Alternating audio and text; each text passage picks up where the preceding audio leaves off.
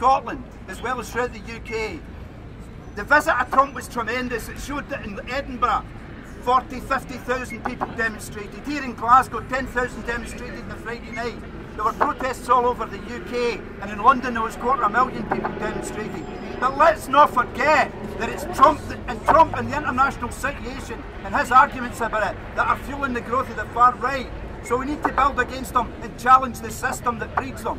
It's great to see so many people here, but we need to redouble our efforts. Good luck.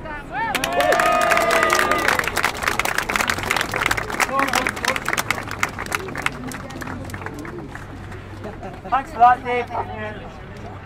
That's what you call thinking on your feet. It's trade unionists that are normally in the trenches when it comes to fight and repelling fascists. As Dave alluded to, there was a counter demo last week. The RMT Assistant General Secretary was attacked, and I'm delighted to welcome from the RMT today Gordon Mark.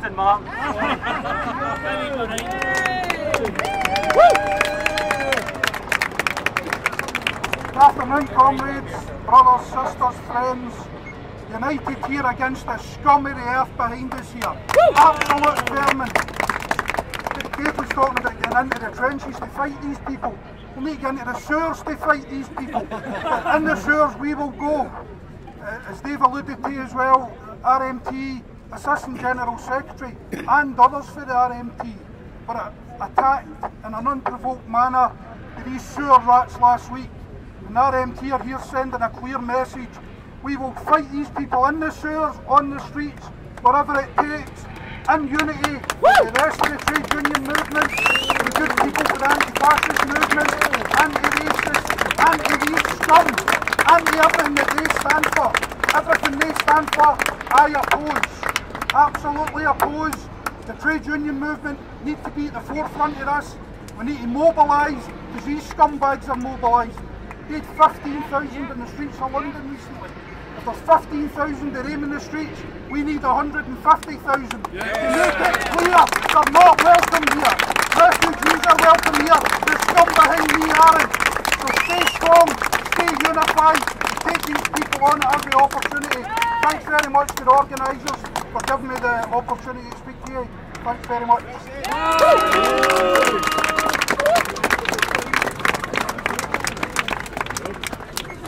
Thanks, Gordon. Our next speaker is from the National Union of Students International Committee, and he's Manish. And I'd like to give a big warm welcome to Manish, please.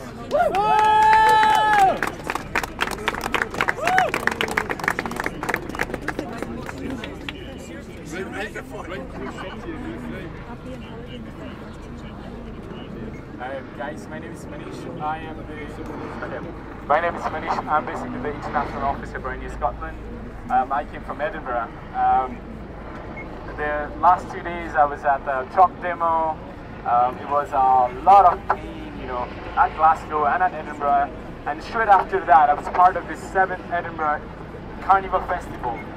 It was set in the Edinburgh's city centres, humming with the rhythms of salsa, African drummers, cultural dances, and all kinds of bagpipes from 12 different countries, including one from my country, Nepal. It was really amazing to see like all kinds of people appreciating each other's cultures and whatnot.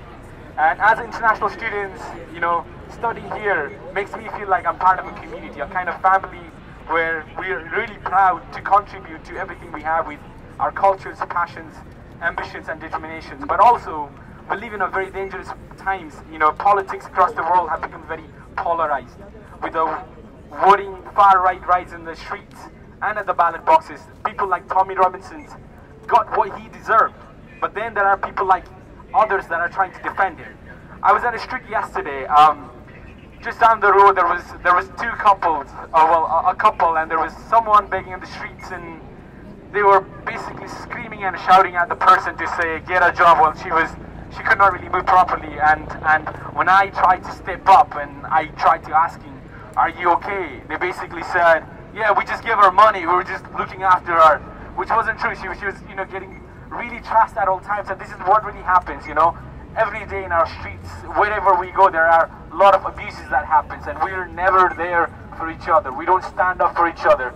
And then when it happens to us, we get attacked alone. So when these racist groups are out there trying to get their voices out there, we really have to stand in solidarity. You're there for us today, we'll be there for them tomorrow, and this is the only way to defeat what goes wrong with these guys. And it's difficult, but we must.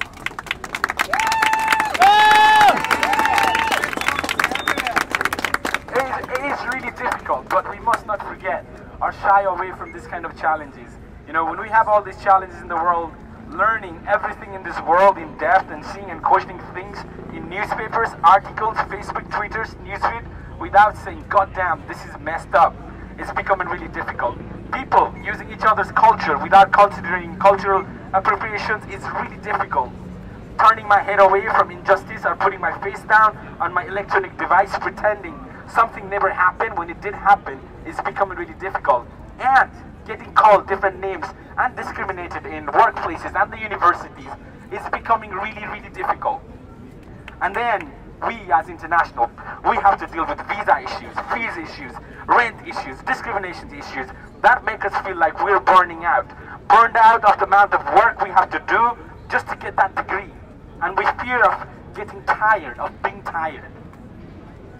Our fight for each other, you know, this isn't a sprint run.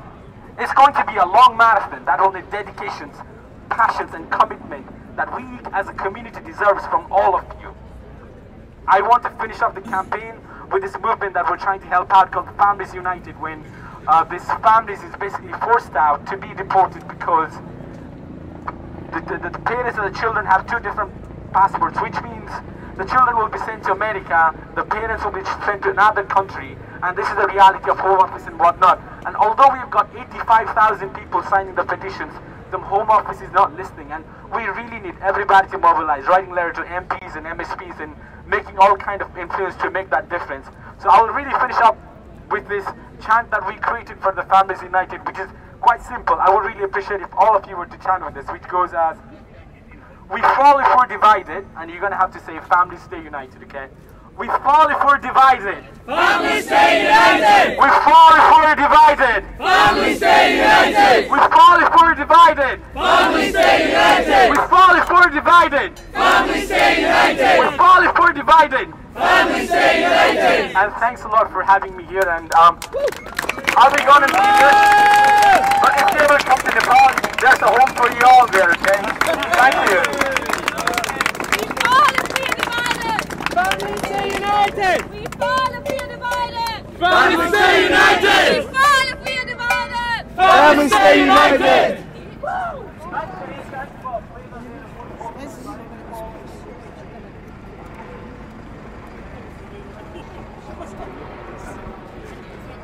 Okay, folks, I'm going to have to pack up, but my colleague Fiona is still live streaming. She's live streaming to the Livestream channel, livestream.com, which is also going out to our Independence Live Facebook page. So you can follow this event on one of those channels, okay? And hopefully hear from myself, Kevin, from Independence Live soon.